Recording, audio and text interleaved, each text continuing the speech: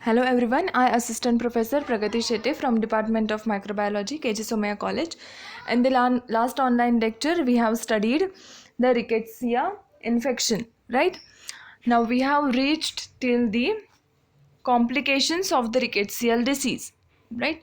Now in this lecture, we will study the further part starting with the laboratory diagnosis of this infection, okay? The rickettsial infection. Now, as we know, what is the first step in the laboratory diagnosis? The specimen collection, right? In any test, in any infectious laboratory diagnosis test, the first step will always be collect the sample, the specimen collection. Now, in this case, the blood samples are collected. Why blood samples? Now, we have studied in the last online lecture in the pathogenesis, the rickettsia will localize themselves in the blood, in the endothelial cells, right? And that is why the reason we are using the blood samples for this presence, to check the presence of this species in the host body. Okay, now this blood will collected in the febrile illness. All right, now as we know, the rickettsia is very highly infectious. Okay, and that is why the specimens that are collected should be handled with very much care. Okay, then first what we have to do, we have to isolate the species. Before isolation, we have to check whether the rickettsia is present or not. That we can check using the microscopy. Okay, now if we observed some gram negative pleomorphic rods, then we can proceed to this next steps. Okay, the next step will be the isolation. Okay, now we have to isolate the rickettsia from that sample. We know, we have suspected that the species are present. Now what we have to do, we have to isolate. For the isolation, now as we know, this is the very special type of the bacteria. This bacteria cannot replicate or cannot live on their own. It will require certain vector. That is why we will isolate this in the guinea pig or the mice. Otherwise, in the laboratory diagnosis of the bacteria, what we do, we will isolate it on the agar medium, in the nutrient agar or in the respective McConkey's agar, right? In this case, it is the obligate intracellular parasite, and that is why we are inoculating the culture into the guinea pigs or the mice. Okay, now we have to incubate for the 1 to 2 weeks or 1 to 3 weeks, and on the third week we have to observe for, now we have to observe for what, the changes, symptom on the animals, right? Animal respond to the different rickettsial species can vary. As we know now, rickettsia can cause the various types of the fever. Now depending on the infections, it will show the respective symptoms of that fevers. All right, then now symptoms can be the rise in the temperature. Rise in the temperature, this symptom is common in the all types of the infections, right? All species. Second, the scrotal inflammation, swelling, then necrosis. These symptoms can be observed in case of the rickettsial typhi, which causes the typhus fever, then rickettsial conorrhea, rickettsia acari. Okay, therefore with the help of the symptoms, we will be able to determine which species it is present.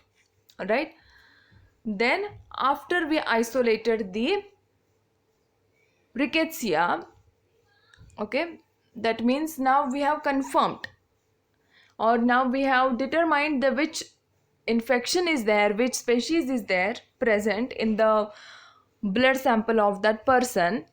After that, we will do the serological testing. Now we will use some reliable tests to confirm the rickettsial diseases. Now the tests include the Well-Felix test and the antigen detection via the IFA test. We will look one by one. First we will see the Well-Felix test. Okay, so this is basically the agglutination test. The principle is the agglutination, antigen antibody reaction that will result into the agglutination, that will indicate a positive reaction. No agglutination, negative reaction. Okay, now in this, what samples we use? The antibodies, the serum sample we will use from the patient. Okay, we will take the patient serum, we will take the patient blood, we will separate the serum from there, and in the serum, if the patient is suffering from the rickettsial infection, then it will definitely produce some antibodies against that bacteria. That antibodies we have to determine using this serological test called as the Well-Felix test. That is why antibodies we are using from the patient. Okay, now we have to check the presence of the antigen, that is the antibodies are binding to that antigens or not. The antigen we are using here are the protease antigens. These are the non-motile protease strains. These antigens are called as the OX antigens, and we have the different types. This OX19, OX2, OXK, these are specific for the specific type of the rickettsial species. Why we are using the protease antigens here? Because it has the similarity between the bacteria, between the antigens of the rickettsia.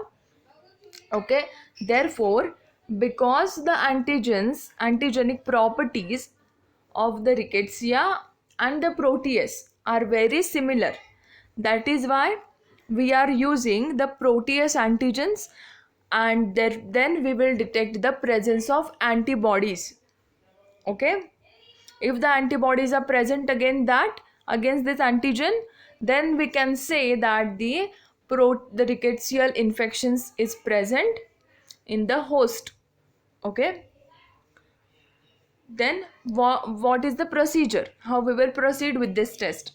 Now the procedure is very simple. We have to just dilute the serum in 3 separate series of tubes. Okay, dilute, say we diluted 1:10, 1:20, 1:30, or 1:2, 1:4, 1:8. Then we have to separate the 3 tubes accordingly.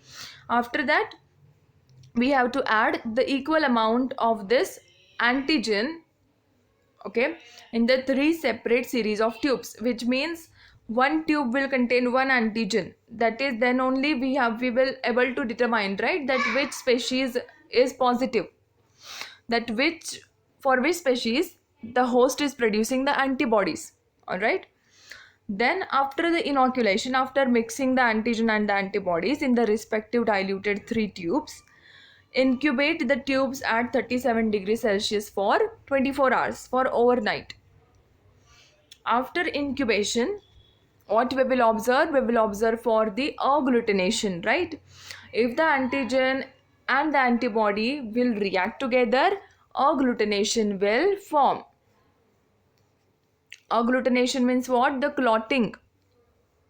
Okay, that will result if the positive reaction is there. If the antigens are present for respective antigens, antibodies are present for the respective antigens we are using, so that the infection is there, the test is positive.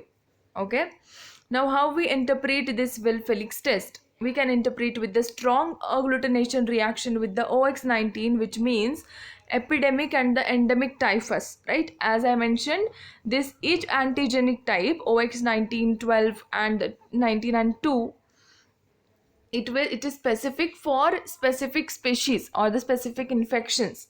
Okay, so if the reaction is positive on the tube which have been inoculated with the OX19 antigen, then the infection is the epidemic and the endemic typhus.